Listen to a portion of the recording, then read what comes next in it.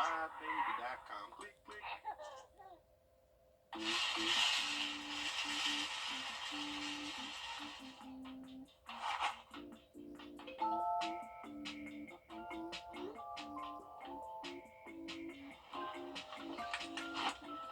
I think you're going to need this. The News 1226 First Alert Weather app. It's that fast.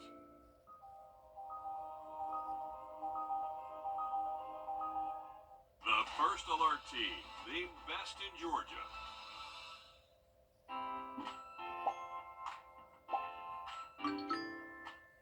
Marcus Kitchen is my new daily coffee stop. Gourmet beans are freshly ground for every cup. Get your own cup of great tasting, freshly brewed coffee at Parker's Kitchen. Live from Augusta, you're watching News 1226 this morning. A peek ahead into your morning. People across the CSRA celebrated Martin Luther King Jr. Day.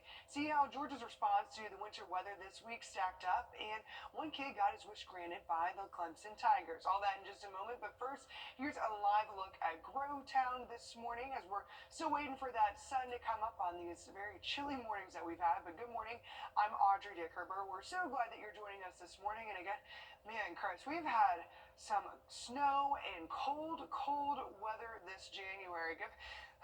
Please tell me there's going to be breaks sometime soon. Yeah, we're on the 25th day of January, and the month as a whole more than 8.5 degrees colder than average for this time of the year. So definitely a bitter cold January, and that's not going to change for your Saturday morning, the last Saturday of January. Huck and Raven, though, enjoyed the snow the other day, it looks like. Maybe a little surprised by it all, I'm sure, but the snow is gone for the most part, and we are definitely cold to start off your Saturday morning for your morning dog walk at 21 degrees.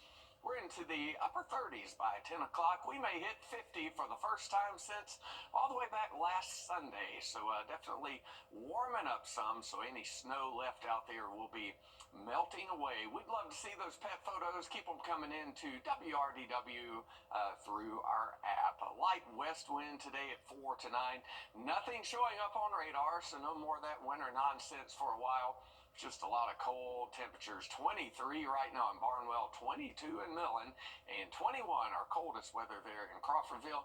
Around the CSRA, we do have clear skies, light winds, a frigid morning, and that's break a sweat a little bit. Then we're flirting with 70, I think, as we head toward the middle of the week. We'll tell you more about that chance of rain coming in here Sunday night into Monday in the full forecast in just a bit. Thanks, Chris. And Martin Luther King Jr. Day is all about honoring Dr. King's legacy and his dedication to public service. Several local organizations did just that on Monday. Volunteers from the mayor's office, Project Refresh, and more all came together for the common good. Your Hallie Turner spoke with volunteers about why they decided to take time to help others. For many people, this MLK Day is all about hope. 2 years ago, I didn't think there was going to be any hope. And they have hope, because so many people make this a day of service. Well, it definitely means a difference, that they genuinely, you could tell that they care enough to be out here with us, saying that, and everything.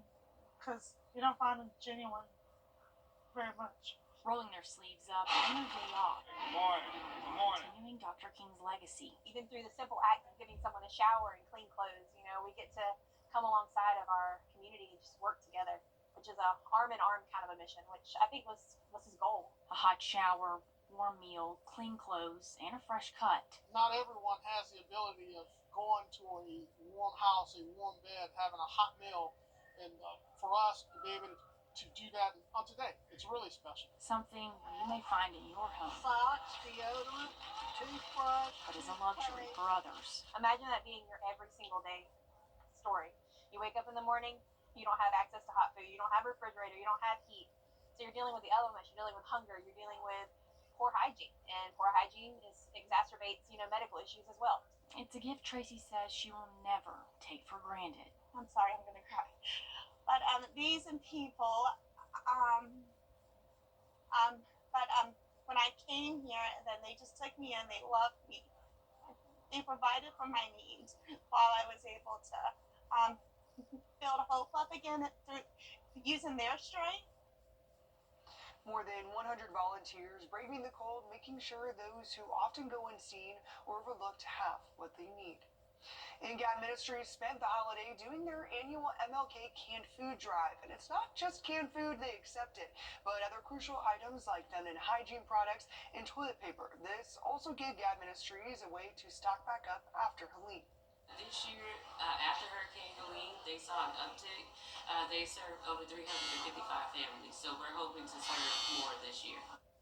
And if you miss the chance to donate, don't worry. Gap Ministries is always taking donations, whether that be canned food, things like diapers and feminine hygiene products, or money.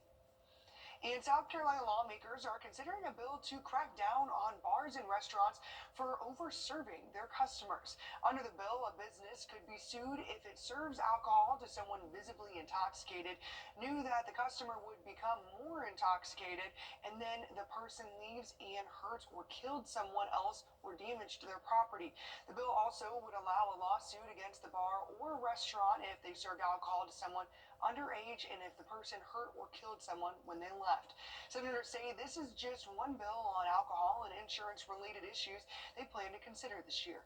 It is important that we work on a way to reduce the overall insurance premiums in this industry, but it is equally, and I do want to say, it is equally important to protect the innocent in all of this. South Carolina, and this committee is not going to do this, South Carolina needs harder DUI laws. Mothers Against Drug Driving are asking senators for the impact on victims to be given the most consideration to any changes in alcohol law. And Georgia Governor Brian Kemp is undertaking and Georgia DNR says a hunter harvested deer has tested positive for the first case of chronic wasting disease in the state. It was harvested in Lanier County. Chronic wasting disease is a deadly neurological disease that moose, deer, and elk can get, like a deer version of mad cow disease. 36 cases have been reported in the U.S., and so far there's no known transmission to humans. And a new bill proposed in South Carolina could require certain boats to have liability insurance. If your boat or other watercraft is at least 16 feet in length, it would require you to have insurance. Boat owners will have to certify their watercraft is covered by insurance.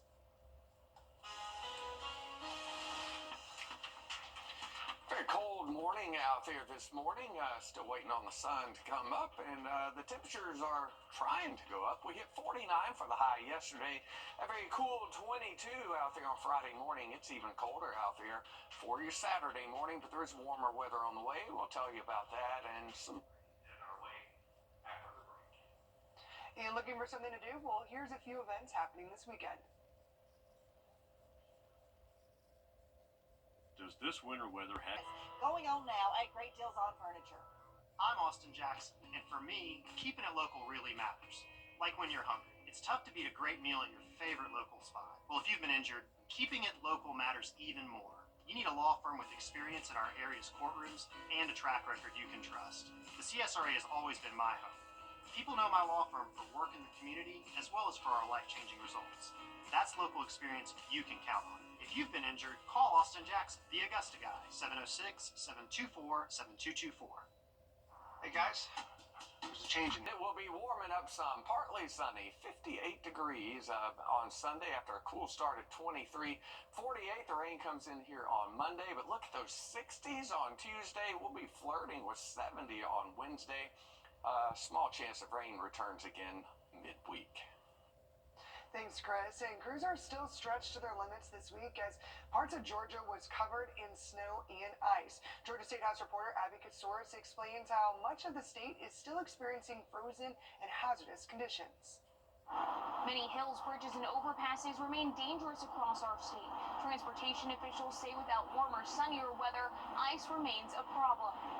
I still see a little bit of ice on the palm trees. Icicles on palm trees. Mitch Leff thought that he could escape the brunt of the winter storm in Atlanta by heading to St. Simons. Instead, he found himself in his condo without power. I always bring extra battery packs, and I have a crank radio that will crank up and charge extra things. And I didn't bring that this time because I thought, there's no way it's going to snow on St. Simons. Thursday marks day 3 of a statewide winter storm cleanup. Power crews battling ice while GDOT crews manning plows and brine trucks work 12-hour shifts. Wrecks on interstates bringing traffic to a standstill. What we're seeing mainly is people sliding on the ice, maybe sliding into the guardrails or into the ditches, and sometimes tractor trailers jackknifing in the roads and blocking the entire roadways. Lieutenant Ed Starling with the Department of Public Safety says all of their troopers who can work are out working, assisting local departments with an influx of calls. From Tuesday night to Thursday morning, DPS reports they've received more than 3,000 calls, responded to more than 370 crashes, and helped more than 530 people. He says stay off the roads if you can, especially in the morning, to make sure any ice has the chance to melt. Delayed starts for businesses would be great in most areas if they could at least, wait till the sun comes up. Georgia Governor Brian Kemp declaring a state of emergency that's set to expire on Tuesday. This frees up state resources to help local agencies. In Atlanta, I'm Abby Kasouris. And South Carolina could soon have a person in charge of probation, parole, and pardons. Governor McMaster announcing the newest member of the cabinet, Jake Gadsden Jr. He previously worked for the State Department of Corrections. The head of Corrections says he's been a big contributor to the department's success. He's done a great job helping us maintain the lowest recidivism rate in the country and helping us do some innovative things at corrections. As the governor said, he said, I'm innovative. I think everybody behind you is innovative in everything we do.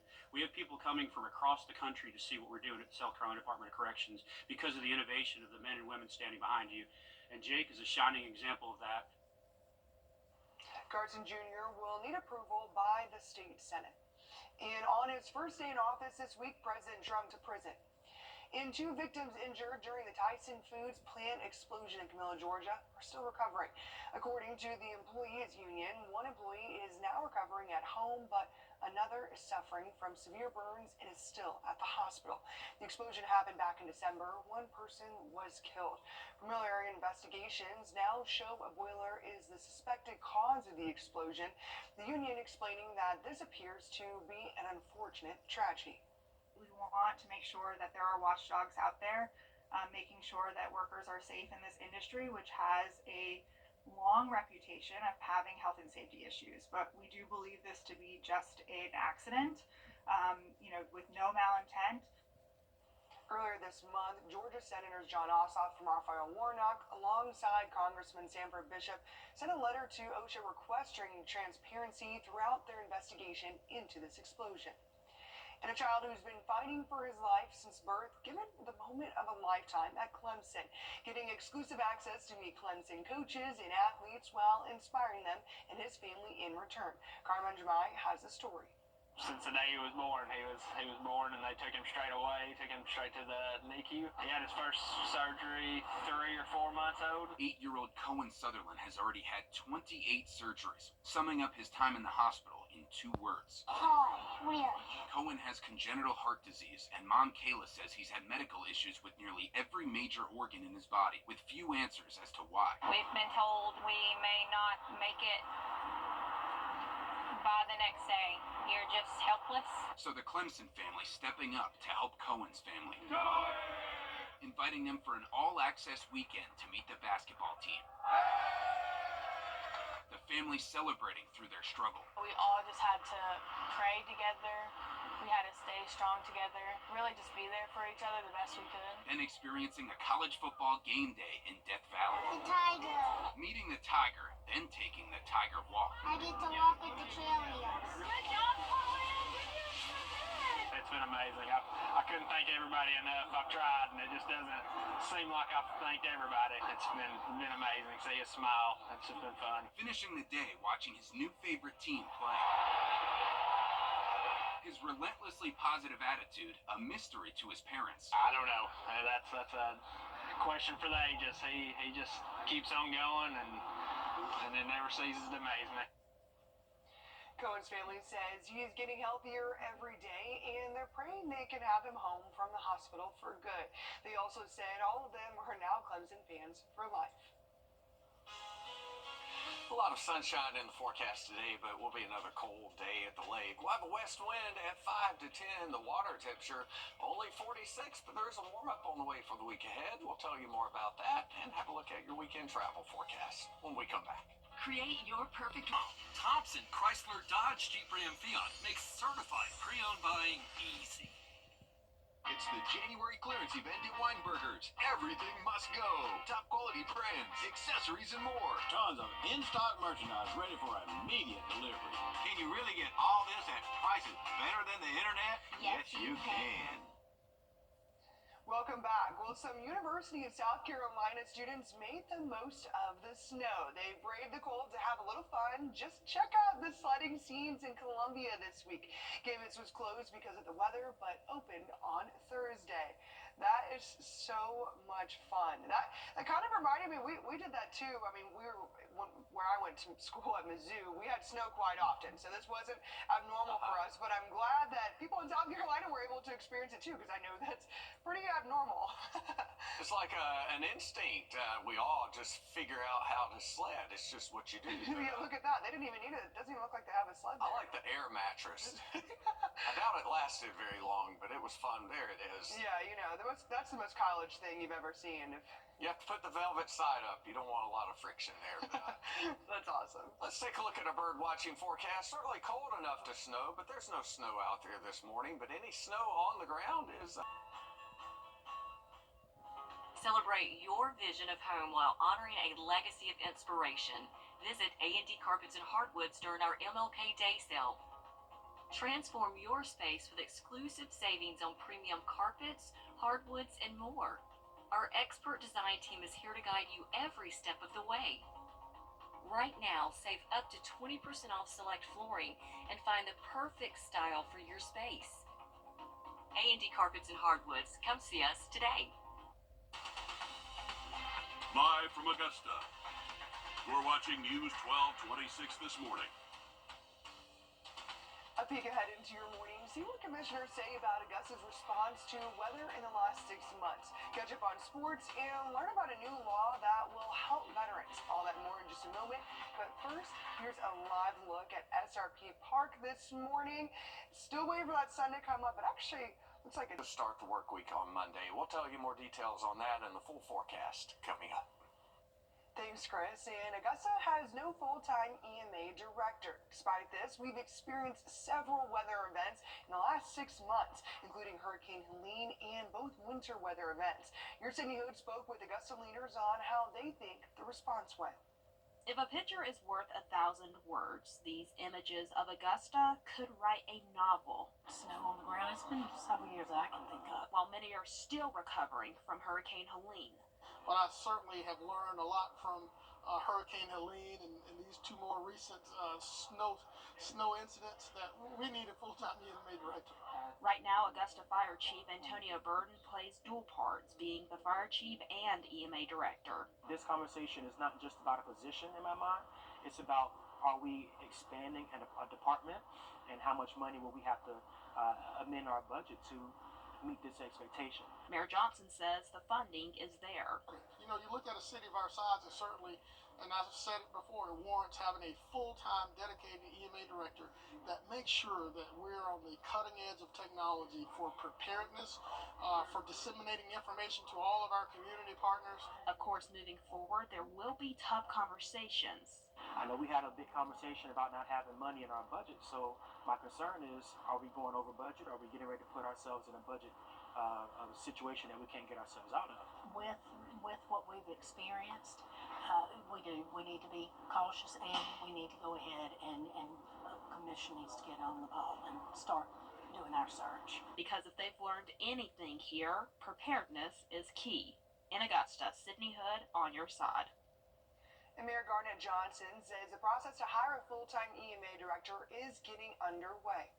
And now let's take a look at some photos sent in by our News 12 viewers. A lot of the early snow photos came in from Hephzibah, and it's the first real snow day for many of our pets as well. Here's some of the videos sent in showing our furry friends enjoying the winter weather. We want to see your pictures and videos from this snow day. You can scan the code on your screen to go to Wrdw.com, and you can click on Submit Photos and Videos at the very top top of the screen in the black bar. Once you do that, there is a chance you could see your photos on air or on our website and social media page. And this goes for any time, not just when there's snowy weather. And a second case of the bird flu has been confirmed in northeast Georgia. The Department of Agriculture says it was found in a flock in Elbert County. That's the same county where the first case was found last week. Officials are suspending live bird sales at the market and other gatherings. They also found the bird flu in Clayton County in a non-commercial flock as well. In this year's Bassmaster Open at Clarks Hill Reservoir is officially underway. This is drone video from Friday morning after the tournament was postponed due to the icy conditions after the snow earlier this week. It's going on at Wildwood Park as 162 anglers from 4 countries, including some of our local anglers. Each angler brings in 5 fish. They have to measure 12 inches in length. We'll start weighing at 3:15 Eastern time, and we'll go until about 4. Final flight check. The final group, we flight the boats in groups of 20, and that final group's due back in at 4:25. So we'll probably wrap up the weigh in about 4:45. So. The full field is competing today. Top place is expected to get around $40,000 as well. On Your Sideline, sponsored by Chandler Law Firm. Well, Braves baseball is around the corner, and that means the Stripers are back. Atlanta's AAA team is getting ready for the season with a new expanded partnership with the Peachtree Sports Network. The network is carried free over the air on Gray Media-owned stations, including right here in Augusta. To have nearly half of our season broadcast over the air, it's a great opportunity for fans who aren't as familiar with Stripers baseball or didn't know that we've been here for a decade and a half, really to expose more of the public to the opportunity that they had to get out here and see baseball live. 30 total games will be seen this season over the air on Peachtree Sports Network, beginning with the team's home opener on April 1st against Nashville. And it finally happened. The Braves landing their biggest off-scene acquisition so far, signing free agent outfielder Jurickson Profar from the Padres on a 3-year deal. Everyone, Wednesday at 7 o'clock, I was in front of the TV to watch Andrew Johnson and the Braves. So it's a perfect fit. Direct flights from Curacao to Atlanta. I think just because of the Braves, Ozzy, obviously, and the connection that the Braves have with Curacao. And with Ronald Acuna Jr. returning from injury and Michael Harris in center, Profar could be the last piece of the outfield puzzle. And moving on to football now, where Gamecocks coach Shane Beamer will be with the team until at least 2030. His extension says Beamer's yearly salary will be a little over $8 million, with a $100,000 increase until 2030. The Gamecocks are 29-22 during his tenure, and Beamer earned SEC Coach of the Year. Here's the baseball coach on Beamer's dedication to the Gamecocks. He's just such a grade A human being. And then they won. And do you think it's an accident that they won? I mean, you need to have the talent, but you got to have somebody that's steering the ship in a positive way. And I love being around positive people. And I just have the greatest respect in the world for Shane Beamer. I don't know the details of his contract, but whatever it is, it's not enough as far as I'm concerned. He's wonderful, and I hope he spends the rest of his career here at South Carolina. He says Beamer will throw out the first pitch for the Gamecocks' 3rd game of the season on February 16th. It was a cold day out there on Friday. The high temperature yesterday, the warmest in a few days at 49 degrees, 22 the morning low, and it's even colder out there on your Saturday morning. But there's a warm-up on the way for the week ahead. There's also a chance of rain not too far away either. We'll have the details on your forecast coming up. And looking for something to do? Well, here's a few events. Check them out.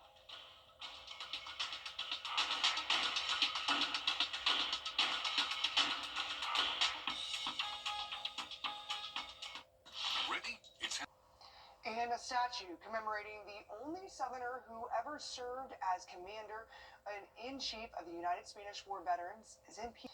And a revival could be coming for a controversial South Carolina nuclear project thought by many to be dead.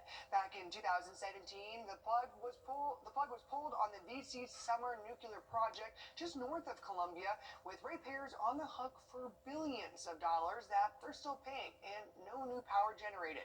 State House reporter Mary Green explains why those who might fire this work back up and why.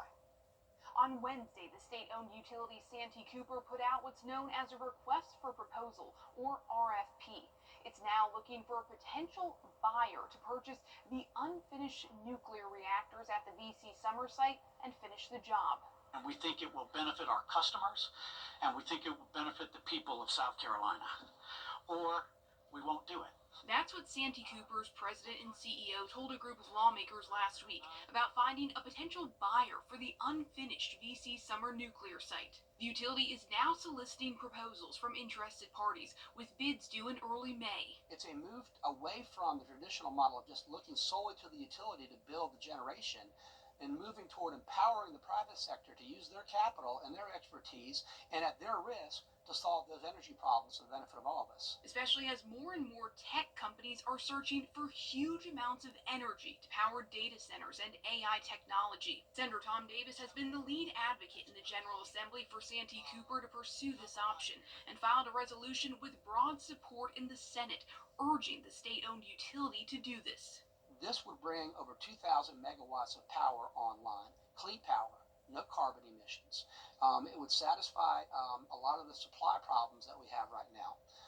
And I think it takes off the ratepayers' bills right now the sunk cost of that asset. Last year, the Governor's Nuclear Advisory Council sent inspectors to the site, where construction was halted in 2017. It reports one of the two reactors is about half complete, the other significantly less so, and found the site to be in, quote, excellent condition, and that no obvious conditions would appear to prevent someone from finishing the work. The Governor is on board with this plan. Those involved in the regulatory process and the approval process of the legislature and others have to be very careful to be sure that the thing is done right. But we have to have power. There's no substitute. I asked Governor McMaster Thursday if he's had any conversations about groups that might be interested in this project. He told me he's had lots of those conversations over the last month, but declined to say who those groups might be. Reporting from the State House, I'm Mary Green. The VC Summer project was a joint venture between Santee Cooper and SCE&G, which later became part of Dominion Energy. It's going to be a cold one at the lake today. There's your lake forecast. West to southwest wind at 5 to 10, lake level about 327. The water temperature very frigid at 46, but it's warmer temperatures we'll be talking about for the week ahead.